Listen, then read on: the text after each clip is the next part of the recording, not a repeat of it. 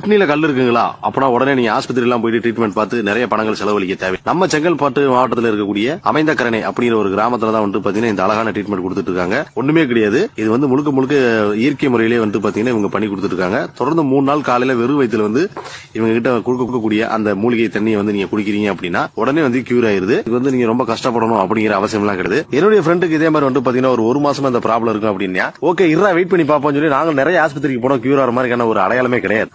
பாத்தீங்கன்னா எங்க தாத்தா ஒருத்தர் இருந்தாரு, அவர்கிட்ட கேட்டோம். இந்த ஏரியாவோட டீடைல்ஸ் சொன்னாரு. டீடைல்ஸ் நாங்களும் விசாரிச்சு ஒரு வழியா அந்த ஊருக்கு வந்து சேர்ந்ததுக்கு அப்புறம் வந்திருக்கோம்னு பார்த்தா எங்களுக்கு முன்னாடி வந்து பாத்தீங்கன்னா வெளி மாநிலங்கள்ல இருந்தும் வெளி ஊர்ல இருந்தும் நிறைய பேர் வந்து இங்க ட்ரீட்மெண்ட் எடுத்துட்டு போனாங்க.